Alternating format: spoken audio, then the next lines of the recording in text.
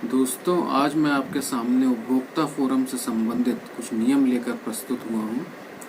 आपको ये जानकर बहुत आश्चर्य और खुशी होगी कि उपभोक्ता फोरम में परिवाद दायर करने के लिए यानी कंप्लेंट दायर करने के लिए किसी भी वकील की ज़रूरत नहीं हो सकती है। परिवादी चाहे तो खुद ही अपना परिवाद, अपनी कंप्लेंट प्रस्तुत कर सकता है और उसको प्रॉपर तरीके से पेश करके उसको एक्सेप्ट करा सकता है। अब दोस्तों, ये परिवाद जो है कैसे फाइल किया जा सकता है, इसके बारे में मैं आपको बताता हूँ।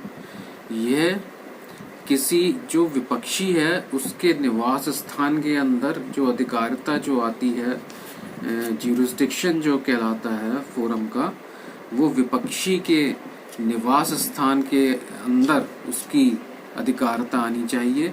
या जहाँ एक से अधिक विपक्षी हैं, वहाँ पर किसी भी विपक्षी के निवास स्थान के अंदर जो अधिकारिता आती है फोरम की, उसी को कोर्ट का ज्यूरिसडिक्शन माना जाता है।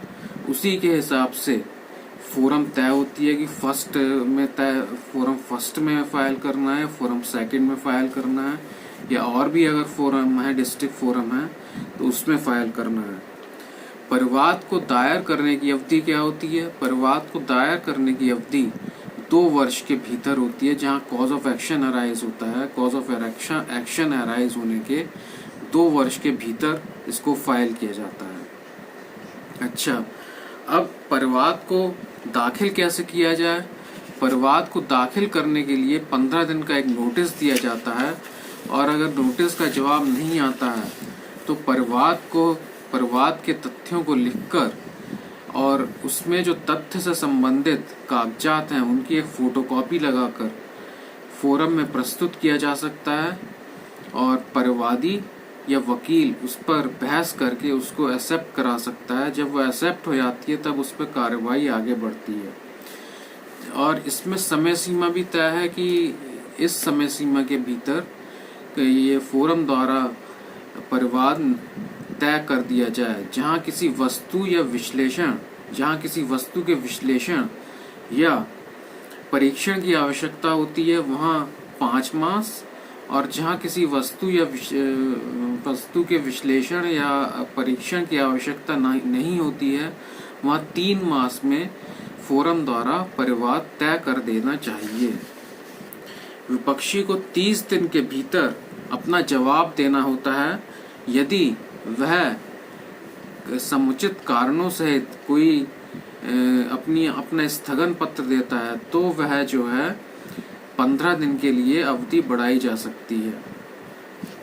परिवाद तय होने के बाद परिवादी द्वारा एक एग्जीक्यूशन फाइल की जाती है, और उस एग्जीक्यूशन में अगर कोई जवाब नहीं आता है तो फोरम द्वारा एक रिकवरी सर्टिफिकेट तैयार किया जाता है, जो संबंधित पुलिस थाने में जाता है, और पुलिस उस पर वसूली के लिए जाती है। उस पते पर विपक्षी से वसूली के लिए जाती है, और इस तरह से वसूली होती है फोरम द्वारा। अब दोस्तों, शुल्क क्या लगता है, इस बारे में भी बात कर लें। इसमें शुल्क जो है अलग अलग निर्धारित होता है। जैसे जिला फोरम में 20 लाख तक के परिवाद दाखिल हो सकते हैं। 20 लाख से 1 करोड़ तक के परिवाद राज्य आयोग में फाइल होते हैं, और 1 करोड़ से ऊपर के परिवाद राष्ट्रीय आयोग में फाइल होते हैं। और इसमें शुल्क भी उसी हिसाब से लगता है। जैसे शुल्क क्या है? 1 लाख तक 100 रुपये, 1 लाख से 5 लाख के बीच 200 रुपये, 5 लाख से 10 लाख के बीच 400 रुपये, और 10 लाख से 20 लाख के बीच 500 रुपये, और राज्य आयोग में 20 लाख से 50 लाख तक 2000 रुपये, और 50 लाख से 1 करोड़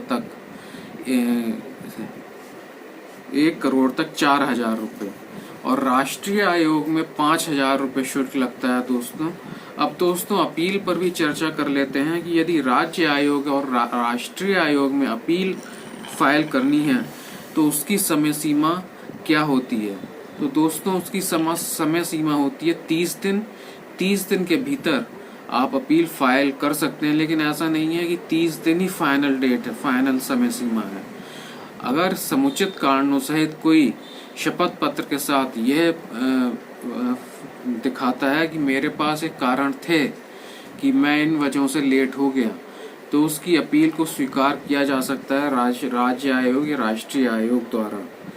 और मित्रों, इसमें एक खूबी ये भी है कि जो परिवादी गरीब होते हैं उनको अपना अंत्योदय योजना कार्ड की फोटो की सत्यापित प्रतिलिपि लगा के शुल्क 1 लाख तक के शुल्क पे फीस देने की छूट मिल सकती है। तो दोस्तों, आज मैंने उपभोक्ता फोरम के कुछ नियम आपके सामने प्रस्तुत किए, और मेरे चैनल को सब्सक्राइब करें जिससे ये आपको कानूनी जानकारी के नोटिफिकेशन मिलते रहें। ये वीडियो जो मैं बना रहा हूँ वो आपको नोटिफिकेशन के रूप में मिलते रहें और आपकी कानूनी जानकारी बढ़ती रहे। धन्यवाद।